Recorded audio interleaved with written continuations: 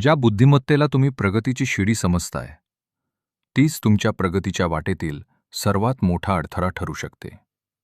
सत्तेच्या खेळातील हा पहिला नियम कायम लक्षात ठेवा. कधीच आपल्या मालकापेक्षा जास्त चमकू नका. बॉसला कायम असं वाटले पाहिजे की तोच सर्वात जास्त हुशार आहे. आपल्या हुशारीनं बॉसला इम्प्रेस करण्याची घोडचूक कधीच करू नका. अशीच घोडचूक एका हुशार तरुणानं केली होती. एका मोठ्या कंपनीमध्ये सुरेश नावाचा हुशार तरुण होता. त्याचा बॉस एक शक्तिशाली पण जुनाट विचार असणारा व्यक्ती होता. सुरेशच्या कंपनीमधील एका प्रोजेक्टमध्ये आलेल्या अडचणींमुळे कंपनी संकटात आली होती. या अडचणी सोडवण्याच्या मीटिंगमध्ये सुरेशच्या बॉसनं आपले जुने आणि थकलेले उपाय मांडले. यामधून कोणताही उपाय निघणार नाही याची सर्वांना कल्पना होती, परंतु कोणीही काहीच बोलत नव्हते. सगळीकडे शांतता होती. तिथेच सुरेशनं चूक केली. सुरेशनं आपल्या बॉसची कोणतीही परवानगी न घेता एक जबरदस्त प्रेझेंटेशन दिले. त्यानं सर्व समस्यांवर उपाय सांगितले. त्याच्या प्रेझेंटेशननं तिथे उपस्थित असणारे बोर्डाचे सदस्य थक्क झाले. सर्वांनी सुरेशचं कौतुक केले. सुरेशला वाटले की त्याच्या हुशारीमुळे बॉस खुश झालेला असेल. पण त्यानं बॉसच्या डोळ्यात पाहिले नाही. तिथे कौतुक नव्हते, तर असुरक्षिततेचा एक थंड निखारा पेकला होता. पुढच्याच आठवड्यात सुरेशला एका बिनकामाच्या प्रोजेक्टवर धाडले गेले. हळूहळू त्याच्याकडील सर्व महत्त्वाची कामं काढून घेतली गेली आणि त्याला मीटिंगमधून बाहेर ठेवले. ज्या बुद्धिमत्तेचा सुरेशला गर्व होता, तिलाच नालायक ठरवून बाहेरचा रस्ता दाखवला.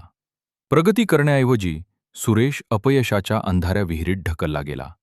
कारण सुरेशनं सत्तेच्या खेळातील पहिला नियम मोडला होता. तो नियम म्हणजे नेव्हर आउटशाईन द मास्टर. म्हणजेच तुमच्या मालकापेक्षा जास्त हुशारी दाखवू नका. तुमचा बॉस हा फक्त तुमचा वरिष्ठ नसतो.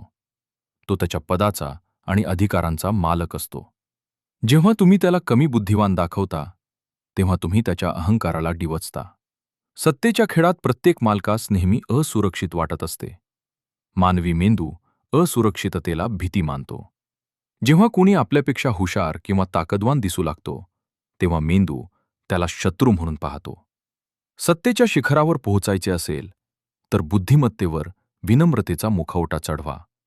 मालकाला नेहमी श्रेष्ठ वाटू द्या आणि तेच तुम्हाला सुरक्षितपणे प्रगतीपथावर नेतील.